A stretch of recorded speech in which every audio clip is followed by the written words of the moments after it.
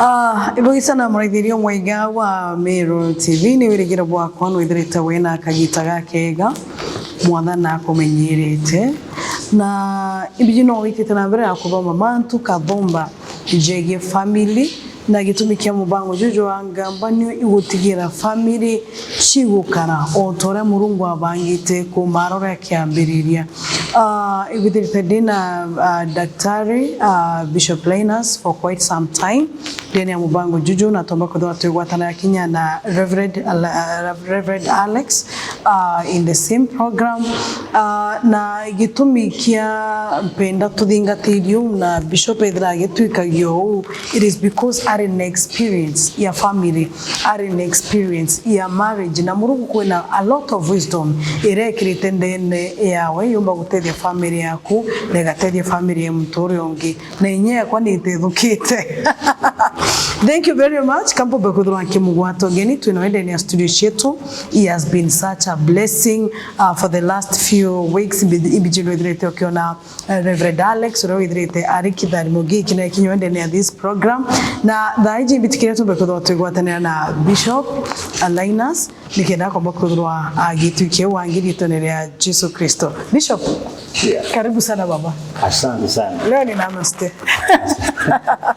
Asante sana, nashukuru kwa nafasi tena ya kurudi kwa Ngambanio TV ituongea na marafiki zetu ituweze kusaidika na kusaidiana katika hii safari na katika mambo ya jamii. So asante sana na naomba niwasalimie wote ambao wanatazama, Bwana wabariki na asante kwa kuwa pamoja nasi. Leo tunapoendelea naomba umekuwa na communication nzuri. Hiyo ni tuseme kwamba kama una swali, kama una comment, unatuambia. Wamekuwa waaminifu. Kwa hivyo kuna watu ambao wamekuwa wanafanya comment, tunashukuru. Maswali tumepata kadhaa. Ningetaka kwanza nisome andiko moja kwa Biblia. Yes please. Then after that nijibu maswali matatu mane alafu tuendelee. It is okay sana. Karibu sana. Nitasoma Waibrania Hebrews 13 mstari wa 4. Alafu tujibu maswali mane, alafu tuendelee na hii program. Manchina nilio umesikia, naitwa Bishop Dr. Linus Mwenda wa Deliverance Church Meru Makutano.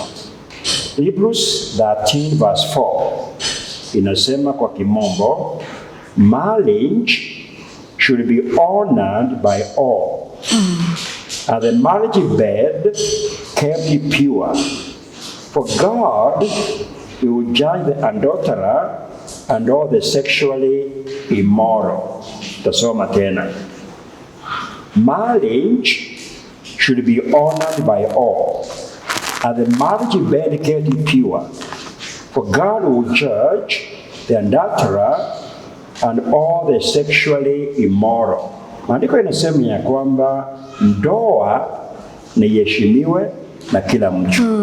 Kwa sababu ndoa ni mpango wa Mungu. Na mambo ya Mungu lazima iheshimiwe. Tunasema ndoa iheshimiwe na kila mtu. Na kitanda ya ndoa iwe ikiwa safi. Kwa nini? Kwa sababu Mungu atawahukumu wote ambao ni washirati au wote ambao wako na mpango ya kando. Kwa sababu mpango wote nje ya mapenzi ya Mungu hauwezi ukafanikiwa, hauwezi ukabarikiwa. So tunapoongea na hii program tunaongea mambo ya ndoa kulingana na mpango wa Mungu. Kwa sababu Mungu alisema ya kwamba it's not good for a man to be alone. Nitamuumbia msaidizi ambaye anamfaa. So ndoa tumesema ya kwamba ni mpango wa Mungu. So huyu Mungu anasema basi hii ndoa ambaye yeye ameanzisha iheshimiwe na kila mtu. Wasomi na wasiosoma, matajiri na masikini, wazee na vijana, ndoa iheshimiwe na watu wote. Na kitanda cha ndoa iwe ikiwa safi. Kwa sababu Mungu ameweka siku ambao atahukumu wote ambao wanaenda kando na mpango wa Mungu, na mpango wa ndoa. Na tukasema pale mwanzo katika hii program ya kwamba Tendo la ndoa kabla ya ndoa ni dhambi, ni usherati, na ndio Mungu asema kwamba atahukumu. Tendo la ndoa nje ya ndoa ni dhambi, adultery. Mungu anasema atahukumu. Kwa hiyo tunapoongea wote ambao wanatazama, tunaongea from a biblical point of view. Tunaongea mpango wa Mungu kuhusu ndoa na jamii. Because watu wana mawazo tofauti, but this program ni kusaidia watu kujua mapenzi ya Mungu, mpango wa Mungu katika ndoa, kufanya vivyo hivyo ili Mungu aibariki. Because ndoa iliyojengwa juu ya msingi wa neno la Mungu, mapenzi ya Mungu, imani katika Mungu, itastahimili mawimbi yote ambayo inakuja. Kwa hivyo tuanzie vya kwamba ndoa na iheshimiwe na kila mtu. Asante sana. Tumekuwa na maswali kadhaa ambayo tumekuwa tunaipokea. Na moja ni kuna dada kutoka Southimenti ambaye amesema ya kwamba Bishop nisaidie, kuna mzee ambaye ananisumbua. Sasa anasumbua namna gani? Mimi naishi kwa mtaa. Huyu mzee nimemkaribisha kwangu, sasa amekatalia kwangu. Na alisaidia kwa vyovyote. Mimi nafanya kibarua hapa na pale, nikipata shilingi anachukua naenda kulewa. Anakuja kuniamsha nimfungulie masaa ya saa 8 usiku. Na nimechoka. Nisaidie. Akisema kwamba naomba uniombee Mungu ajibu maombi asirudi kwangu tena. Sasa dada rafiki yangu niseme kwamba hiyo hatahitaji maombi. Kwa sababu wewe ndio umemkaribisha. Ndio ulimkaribisha. Sio shetani, sio ni wewe ndio ulimkaribisha kwako. Na nikamuuliza umeolewa? Sema sijaolewa lakini tunaishi pamoja. Nikamuuliza ameambia wazazi wako? Hapana. So anaishi kwako na amekuwa mzigo. So nijibu na njia moja kwamba hiyo arrangement uko nayo sio ndoa. Haina baraka ya wazazi, haina baraka ya kanisa, haina baraka ya Mungu, haiwezi ikaendelea. So hiyo arrangement vile utaiita hiyo si ndoa. Na kama si ndoa iweze kubarikiwa na itakusumbua. Kwa hivyo kama ungetaka iwe ndoa, ambia huyu mzee kama ako serious, aende kwa wazazi wako, kuwe na formal arrangement ili uwe na baraka ya wazazi. Alafu kuwe na baraka ya kanisa ili Mungu aweze kuibariki. But as it is, as of now, madam, utasumbuka, mtasumbuana na itafika mahali popote. Hata kwa nini watu wanaumia, wanaumizana, wanauana kwa sababu hiyo haina baraka. Kwa hivyo haraka iwezekanavyo hakikisha kwamba imefika mwisho. Alafu kama unataka kuendelea muendelee kwa njia ambayo ni safi, ameenda kwa wazazi. Wazazi wamepatia baraka ili iweze kuwa ni ndoa. Okay, Bishop, nasikia umemjibu kabisa vizuri. Lakini ndinge na kuulia kiuri kimwe. Na kiuri kirangu kuulia igiki. Ntuko uchia na arua utegete na medho jako. Anto begurwa kenda ba thondeka marriage kana ba guchwa mutoko batebye ni undu kuringana na orenda wa address the question mwari ujo ariuga uthikio mutethie nakyo meaning aringenda maybe aringithro ya mutethia aringithra ari contented. Now my question is this: why are men and women of today marrying? Which is the major reason? Asante. Swali nzuri sana. Ndio sema kwamba mpango ambao haujajengwa juu ya mapenzi ya Mungu hautasimama. Wasichana wengi siku hizi hawajaelewa ndoa maana yake. Ya kwamba ni responsibility, ni majukumu, kuna kazi ya kufanya. Anatafuta mzee ambaye atakuwa ni ndoa na ni sponsor. Ndio hata kwa makoleji yetu wasi ambao wako na familia lakini wako na pesa. Sasa yeye ndiye alikuwa ni sponsor, yeye donor.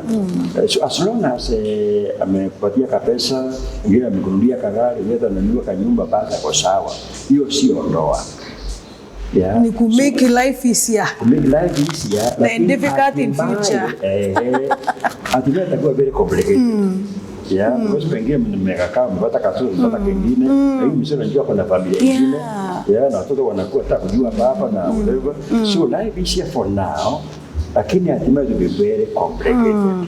Yeah. So kitu ambao unafanya ambao si mapenzi ya Mungu inaweza kupendeza kwa muda, lakini hatimaye itakuja kwa shinda kubwa and a lot of confusion. Kwa hivyo acha mapema. So you are right. Kuna watu ambao naoa kwa sababu kadhaa wa kadhaa, na mingi ni mtu ambaye anawasaidia material. Hakuna upendo, hakuna commitment. Kitu ambaye anaangalia ni pesa ya huyo mzee, ni ile gari ya huyo mzee, ni ile mali na pia napelekwa nje. Hiyo sio msingi wa ndoa. Na ukijenga hapo, ni kuambia ukweli, itasambalatika. Haitaenda mbali. To add on that, Bishop, ile time tumekuwa na Reverend, kuna msichana alisema ena mukuru, lakini mukuru ena family.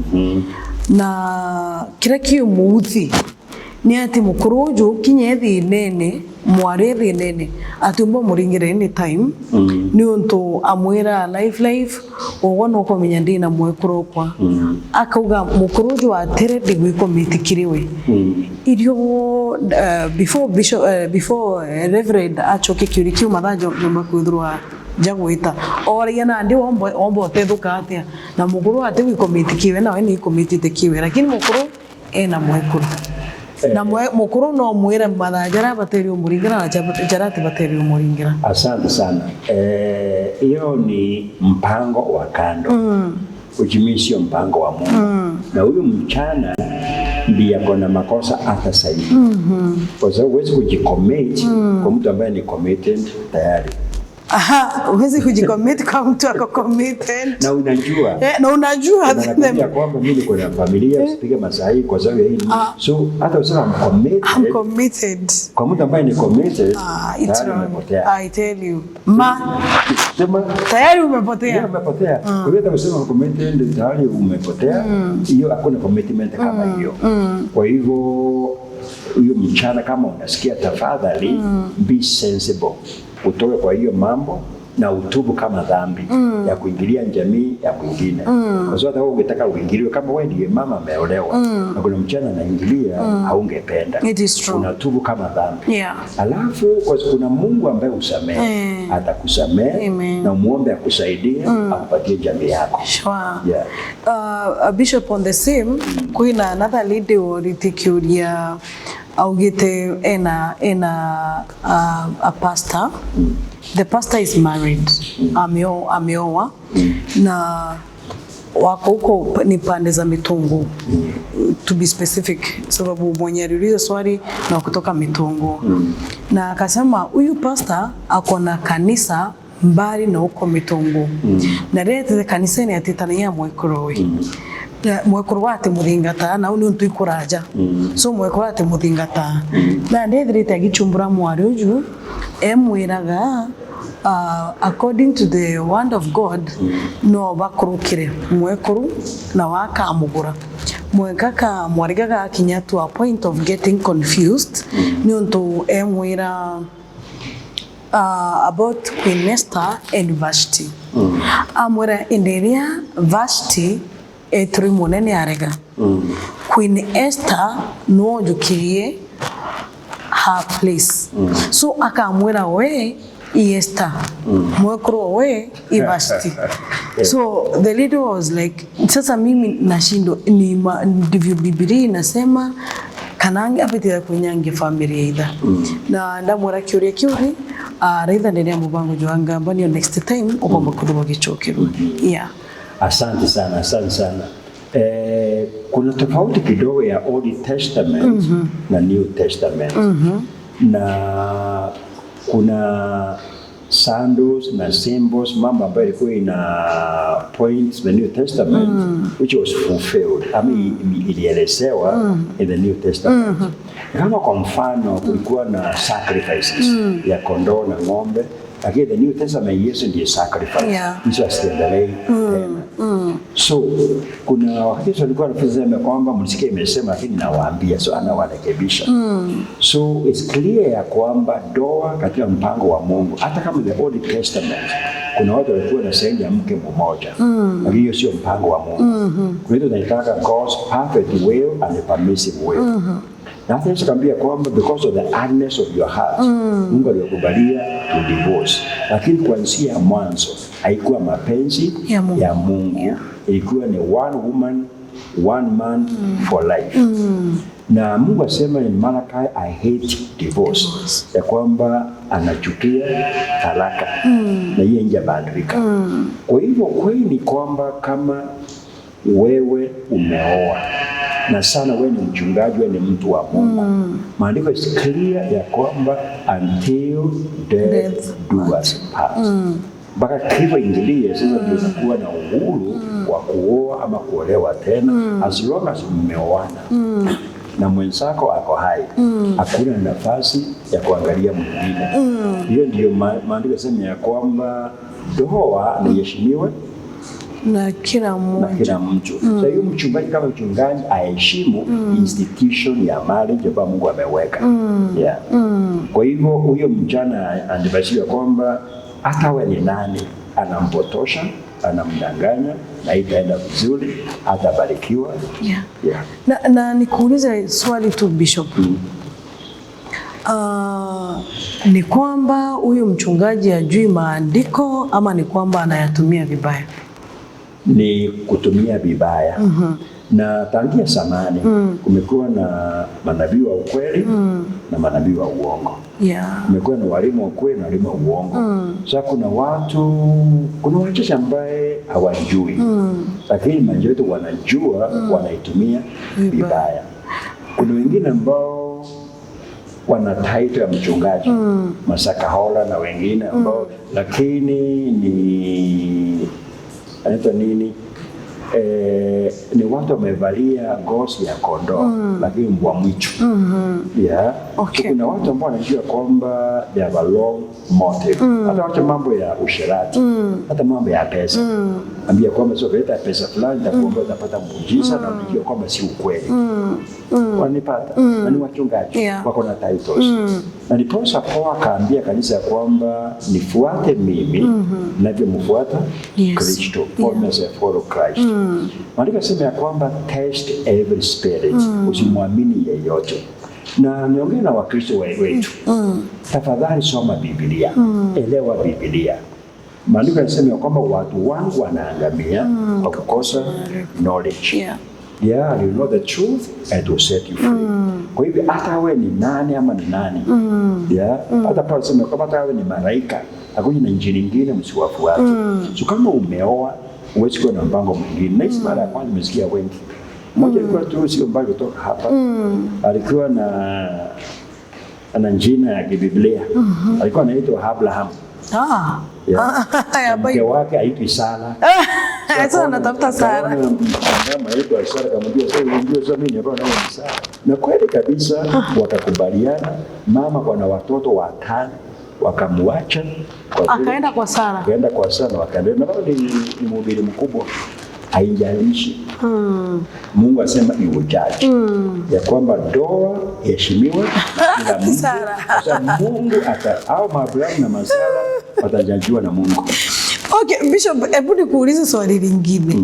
Ni kwamba huyo Sara hakuwa na akili pia yeye ama ni nini shinda? Ama ni hiyo tu na convincewa kulingana na neno la Bwana?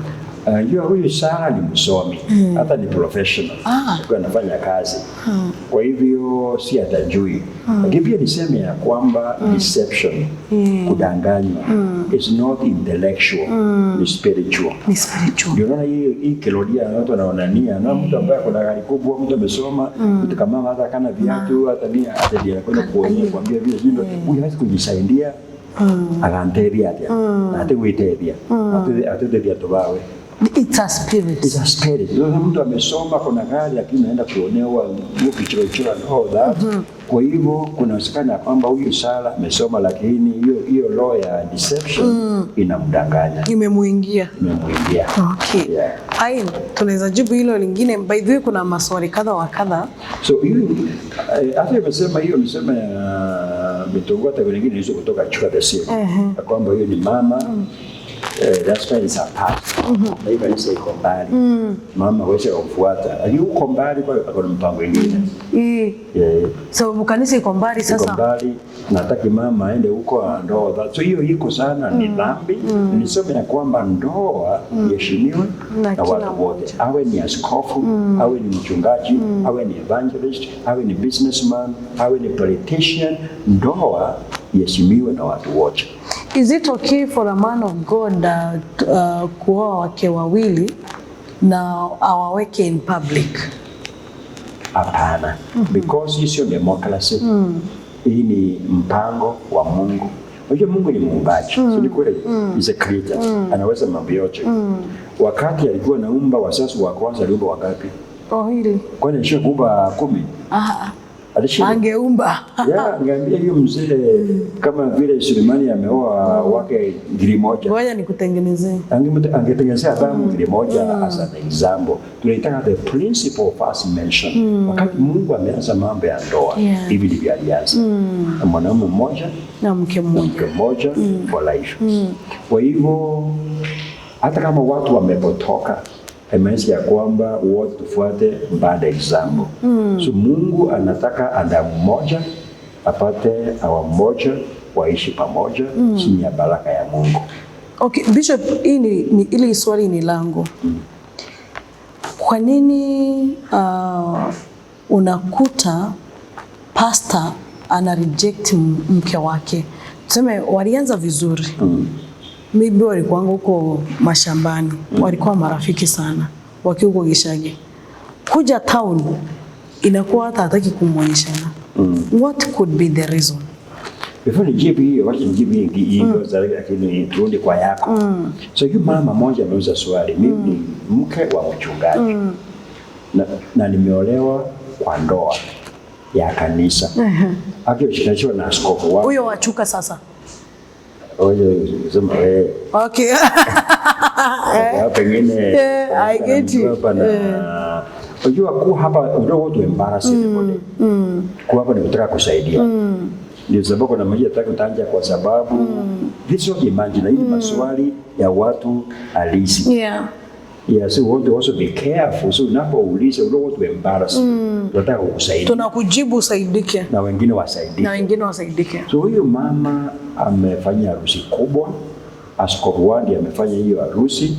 Askofu ni mchungaji. Lakini hasa kumshuhudia kwamba huyu vile anaenda I don't feel whatever. Then amepata evidence ya kwamba kuna hata sio mpango wa kando, ni mipango ya kando. Hata si moja. Ni mchungaji. Na huyu mama amekuwa safi, amekuwa mwaminifu, so the heart is broken. So ameenda kwa the husband with the evidence ya kwamba aligundua kwamba huyu mzee ako na simu nyingine ya asili ambaye mama anjui, sasa ndiye atumia za kufanya hiyo mambo communication. So akapata hiyo evidence. Hata umepitia hii town akaenda mahali na one of those mpango wa kando na mama akajua. So alipoleta hiyo evidence, jambo la kwanza huyo pastor amekana. Akasema si kweli kabisa. Jambo la pili amekuwa vile violent. Tangu siku amekuwa mkali kama simba ambaye ameumizwa. Kusema kweli ameumizwa. Anasikia ameumizwa. Sasa nitafanya nini? Mimi mchungaji nafanya hii mambo. Na hii sasa ninajua. Kuna wale ambao wanajua hata kwa bila kama malipitia kienda huko pengine sio kuna watu walikuona na wakaniambia sio imejulikana. So baada ya kuacha amekana na amekuwa mkali sana kwa mama. Mkali sana. Sasa nitafanya nini? Na baba ni mchungaji mtumishi wa Mungu. So niseme hivi ya kwamba jambo la kwanza Mungu amesema ndoa iheshimiwe na watu wote. Hiyo ni mchungaji au si mchungaji. Kama uheshimu ndoa uko nje ya mapenzi na mpango wa Mungu. Na mambo yako haitaenda vizuri because God Mungu asema you will judge. Atahukumu watu ambao wanafanya hivyo. Kitu ambacho tunaambia wachungaji tafadhali, kama wewe ni mchungaji, uwe na mtu ambaye anakuchunga. Uwe na mchungaji wako. Uwe na spiritual authority. Kwa sababu we are not angels. We are human beings. So tunahakikisha kwamba unakuwa na mchungaji ambaye anakuchunga. So hatua ya mambo ni kwamba kama huyo mchungaji ako na mchungaji, unaenda kwake. Siku mstaki ni kuomba msaada ya kwamba asaidiwe mapema kabla hajaangamia. Na kama wale ambao wana wachungaji, hiyo ni hatari. Sasa unajua utafanya nini? Because kuna ambao they dependent, they don't care, they are not under any authority. Hiyo ni ngumu. Lakini pia unaweza kujaribu maybe the best couple, sema kwamba huyo ni ako na shida. Lakini usinyamazie kwa sababu hiyo ni shida, hiyo ni dhambi, na itakuja kulipuka. Jaribu kufunikia ni kama nyoka. Atakuwa mkubwa na atakuharibu. Jamii itaharibika, huduma itaharibika. So mapema, before it's too late, anaweza kusaidiwa na mrudiane na mambo yaendelee vizuri. Wow. Lakini hatari kusikia kwamba kuna mchungaji ambaye anafanya hivyo na endelea kukana, ni mbaya. Ndio nauliza Bishop, reason ya mchungaji ku reject mke wake ni? Yeah, so it's coming to that. Kuna reason. Na anajua mambo na upendo. Hakuna reason kwa sababu ulimpenda ukamchagua. Si tulimuoa at gun point. Wewe ndio ulimpenda whatever. Kwa hivyo hakuna sababu ya kumreject. Actually maandiko yanasema in Malachi ya kwamba una makosa kwa sababu you are rejecting the wife of the youth. Kwa hiyo hii mambo ijaanza leo. Hata wakati ulikuwa watu ambao wanaoa mchana mnakaa, alafu Yesu inaanza kubadilika, useme unakuja oleva, then unamreject. Unasema ya kwamba hiyo ni hatia, ni mbaya, usifanye hivyo. So there's no good reason. But a practical reason, and so tunauliza katika seminar za ndoa. Tunauliza, is a grass greener on the other side? Kwa sababu unaangalia jamii zingine, mke wa mtu mwingine unaona wako maridadi, wako sawa na amani, hawana tension, hawana stress, bado unashindwa. Is a grass greener on the other side? And the answer is maybe. Kwa sababu the grass is greener where it is watered. So pengine huyo mzee amekuwa na water grass yake.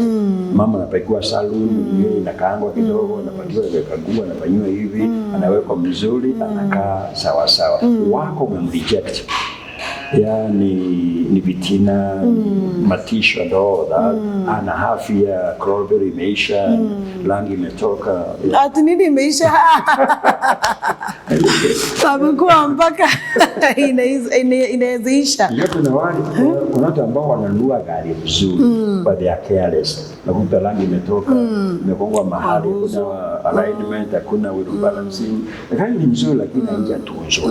So kuna watu ambao mke ni mzuri ametoka kwa Mungu, lakini hajalindwa, hajatunzwa, hajafanywa vile inavyofaa. So unaona sasa hii nyasi inanyauka. Ingine inakuwa ni Kristo, inakuwa temple kuangalia pande ile, na wewe hujafanya majukumu yako. You're right.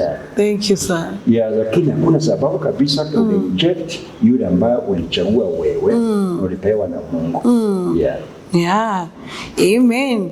Thank you very much, man of God. That kona mwaithirio mwega wa Miro TV jeka ndarika chie tuche programu ikurikira na ko ndingiromba Bishop ombekuthwa agiturombera na sana please Bishop tuithirikairia. I would just request all many families cheer the believers. Those people who believe in Christ Jesus. Pray for their families. Na kumira Bishop agatwira retherwa ri nikenda in case kuna ntubus kumite no ringenda utethio bwa akwi ugomba kuthurwo gichi atatira no gakinyara chachiri. Thank you very much. Karibu sana Bishop. Asante sana. Tunapoomba niseme ya kwamba kuna 3 institution ambaye haitawahi kosa shinda. Kwa sababu ni Mungu alianzisha. Na yale Mungu ameanzisha, shetani anapinga. Anajaribu kuharibu. Wani ndoa. Mungu ameanza ndoa. So ndoa ya watu wa Mungu inasimama kwa maombi na kwa imani, kwa sababu adui anajaribu kuimaliza. Ngeni kanisa. Mungu asema ya kwamba I'll build my church at the gates of hell. Kuna vitu ambayo inapigana na kanisa. Ikiwa ni taifa la Israeli. And right now we need to be praying for the nation of Israel. Ndivyo maandiko inasema pray for the peace of Jerusalem. Kwa hivyo tunapoombea jamii hasa ya watu wa Mungu, ndio kwamba huyu Mungu aliyeanzisha ndoa ako na uwezo wa kuihifadhi na kuiweka na iendelee, lakini kuna majukumu yake ya kufanya. Lazima tunapoomba, kama wewe ni mzee uchukue majukumu yako, kama wewe ni mama uchukue nafasi yako, na Mungu atawasaidia. Amen. Acha tuombe. Mungu Baba, Mungu Mwana, Mungu Roho Mtakatifu, kwako yote inawezekana. Wewe ndiye Mungu ulianzisha ndoa. Naomba ya kwamba ndoa za watu wa Mungu ambao zinapitia mambo mengi, changamoto, Baba ukahusike, ukawasaidie, ukaleta uponyaji. Usaidie kila mzee kama mme na baba kuchukua majukumu yake. Msaidie kila mama kama mke na mama watoto nyumbani kuchukua nafasi yake. Mahali shetani amepata nafasi, tunamkemea katika jina la Yesu Kristo. Kuwe na kueleanwa, kuwe na amani, ndoa iweze kusimama. Na wale wamedanganywa na wameingia kwa mpango wa kando, wameingia kwa mambo ambao hakuna kuaminiana, naomba ifike mwisho, na Baba wasaidie katika jina la Baba, la Mwana na Roho Mtakatifu. Amen. Amen.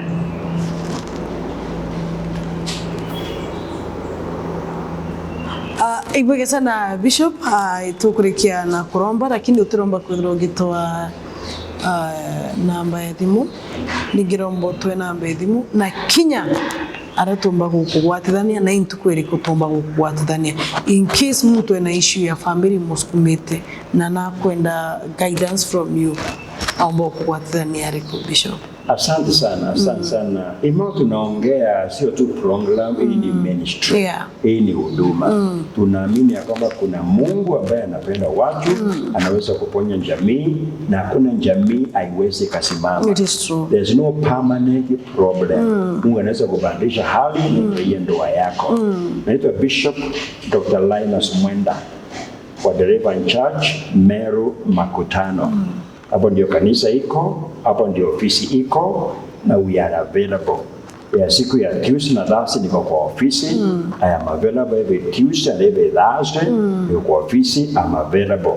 Na namba ya simu ni 0725 918 656. Ukanipigia simu, ukaandika message, ukaandika WhatsApp, urespond. Na kuna wengi ambao wakifanya hivyo, tutaendelea kuwasiliana na kusaidiana.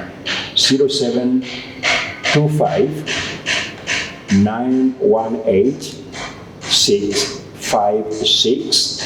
Mungu anapotusaidia, tutakusaidia na ndoa yako itasimama. Na kama unaishi karibu na Meru, umekaribishwa kwa ofisi.